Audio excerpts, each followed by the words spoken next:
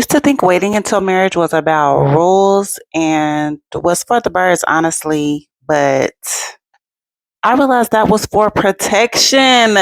Oh my gosh.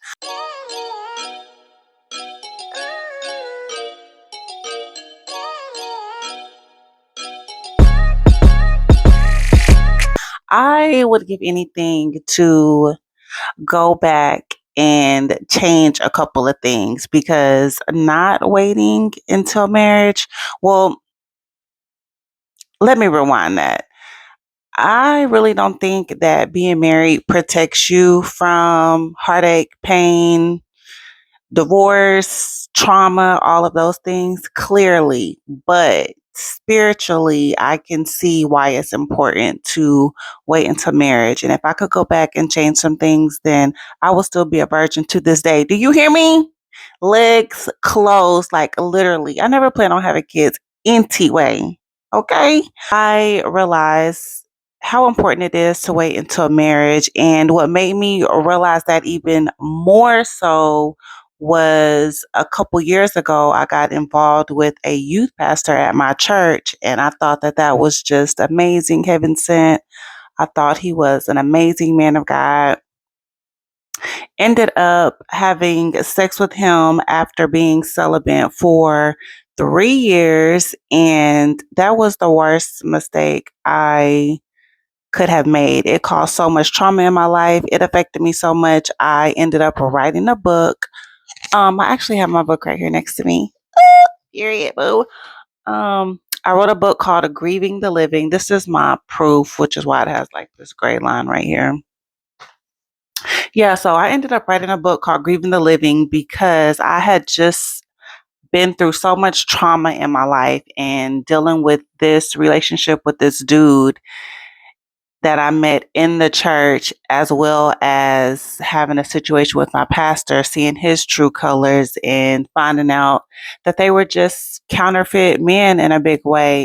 It was like the last straw for me. It was like I'm not going to continue to suffer in silence when it comes to people that have just done me dirty in relationships. So I had to put my heart on paper and tell my story and release that pain, release that trauma, and heal and move forward. I don't even know if I can say that I've truly healed because what I went through was so traumatic and hurtful, but I definitely was able to like get closure where I had none before.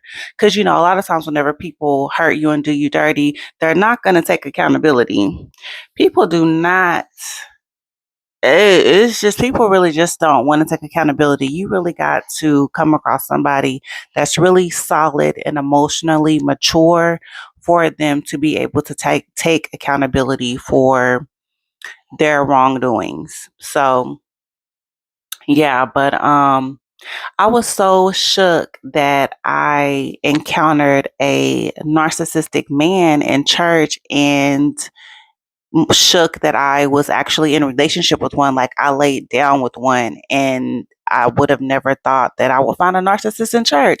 I don't know why, but I just assumed that people in church were good people for the most part. You know what I'm saying? Like I was naive to the fact that there are wolves in sheep clothing at the church. But since that has happened, it's as clear as day. I see it all the time whenever I get on YouTube. I hear about pastors all the time getting people pregnant, being hoes, knocking down everybody in the church, lying, stealing, just all kinds of scandals. So like my eyes are more open to it now because of what I dealt with in the last church that I went to. So I Googled why is narcissism so prevalent in the church, and this is what I pulled up. Well, actually, I lost it, so I'm gonna pull it up right now. Okay, so I asked ChatGPT, why is it common to find narcissistic men at church? And number one, it says church gives instant credibility. In church spaces, people often assume he loves God, he serves, he knows scripture, which is everything that I assumed. I was like, oh my gosh, like I love how eloquent he prays, and I just love how bold he is in Christ. And all of those things are what reeled me in. He goes on to say that creates automatic trust without time or evidence. So true. For narcissistic men, that's appealing because credibility is handed to them, not earned. And this person that I was dealing with, he had several titles. Like, he was a youth pastor. He was, well, I don't want to put too much out there, but he had to have all of these titles. And whatever everything blew up between us and our relationship, he spun a web of lies and manipulation, all because he wanted to keep his church title of youth pastor. Because I was like, what are you lying for? You know what I'm saying? Like, just keep it 100. Like, you obviously wanted to do what you did, and that's just what that is. But he did not want to risk losing his title. And I was in position as well. I was a leader in church, but after I got involved with him, I stepped down as leader because it was like, okay, I'm not being a good example as leader. Like, I'm involved with this man. I'm like going through it. Like, my head is like all twisted up. So I definitely don't need to be in position. And I felt like that was an honorable thing to do.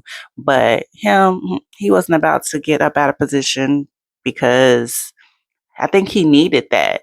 I think he needed that to validate him. Anyway, so ChatGPT goes on to further say that number two is access to vulnerable people. Like, wow, like, what better place to meet women or men than church? Because there was people like me that you let your guard down.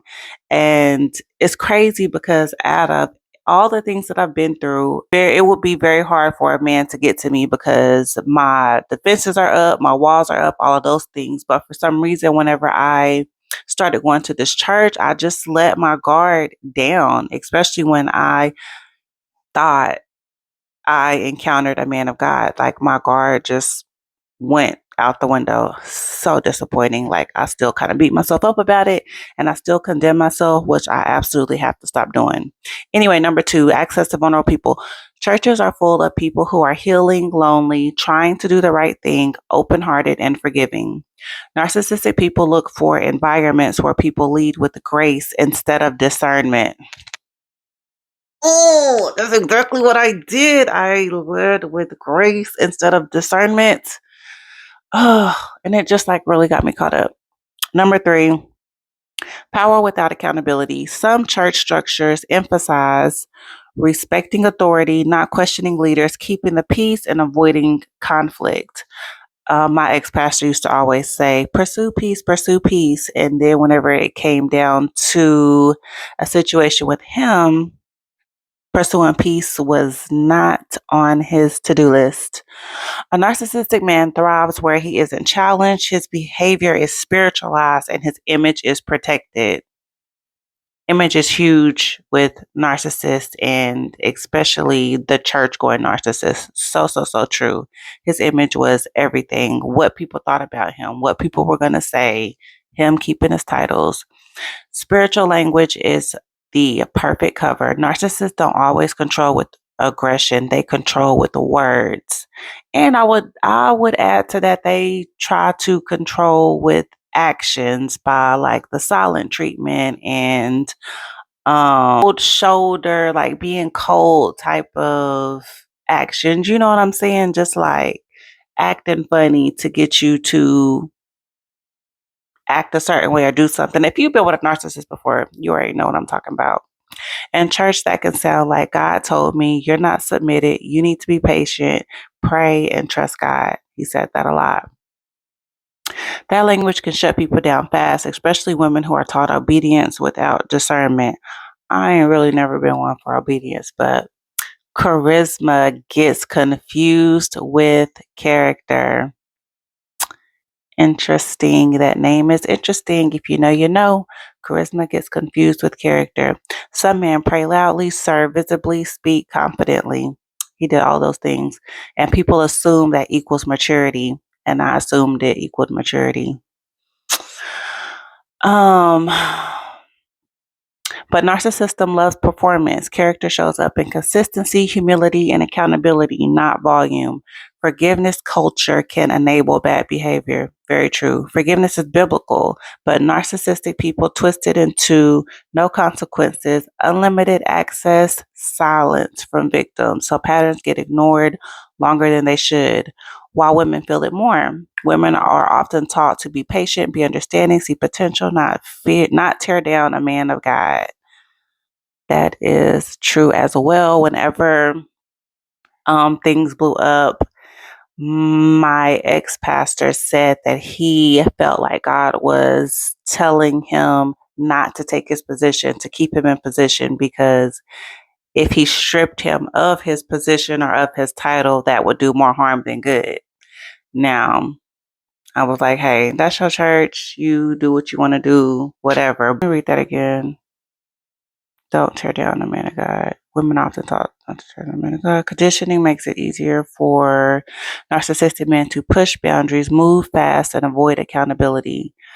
This doesn't mean most church men are narcissists. Church is unsafe by default or that faith is the problem. It means discernment has to sit next to faith. Faith without discernment can keep you stuck. Discernment without faith can make you bitter. You need both. So true. Yeah, I don't even know why I went off on that, but that was necessary because these are the things that were on my mind today after seeing a YouTube video about this video was talking about soft men narcissists. Soft men meaning like men in church that seem super helpful. They want to do everything for the people in public, but behind closed doors, they give their family and loved ones the cold shoulder. So that just got me to thinking about my previous narcissistic relationships. And yeah, so it just took me on a journey of like researching it because it's so crazy how all narcissists they have like the same traits. Like these people I think are very evil and demonic. I've only encountered two narcissists in my life, and this last relationship that I was in that happened in church, it shook me to the core when I realized that the person that I was dealing with was a narcissist. And I realized it because we was going back and forth like at each other because he was lying, spinning stories, manipulating, just creating a web. And I'm like, what are you doing all this lying for? You know, like why can't you just keep it 100 and tell the truth? And he said, what was it he said? He said, you knew my position. He said that. That's when it was just like, oh my gosh, I am dealing with a narcissist. Him saying that, like, let me know, you know exactly what you're doing because you just said that you was doing it for a reason. So I was so shook because I just didn't see that. But anywho, to anyone that has dealt with a narcissist, oh my gosh, like I am very sorry that you had to deal with that, and I pray for your healing because it's traumatic and it is very hard to get over. I still hurt behind it. I still hurt behind the person that I thought I was dealing with. And I think that is what's the most hurtful whenever you deal with people that you find out are counterfeit. You grieve who you thought they were because that's ultimately who you fall in love with, the person that they're portraying to be, you know? Just wanted to come on here and talk about my experience with a narcissist, and don't let your guard down just because you are in church or in a place that you feel like is a safe place. You still have to be, as ChatGPT just told us, you still have to be discerning. Do not let your guard down just because you are at church. And so if you meet a man or a woman that you decide to get in a relationship with or having feelings for, I definitely wouldn't have sex with them for sure. Like, Lord, the sin is not worth it, especially when you're trying to do right by Christ.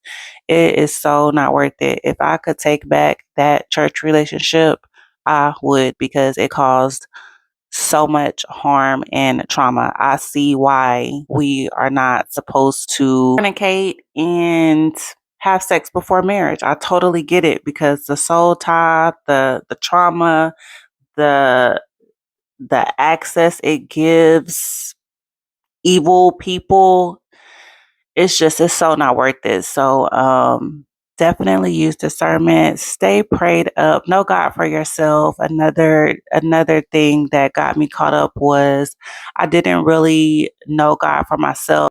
I was so intrigued by his relationship that he had with God, or the relationship that he portrayed to have with God, that I was just kind of not really learning the word through him, but whenever I would go to church and hear a word, I would just kind of get the word through the pastor versus like really diving in my Bible and learning the word for myself or seeking a relationship with God myself. And I think a lot of people do that. They just kind of go to church on Sunday, they get their word, and you just go Sunday to Sunday having the pastor feed you or having somebody else feed you, whether it's TV pastors, physical church pastors, or what.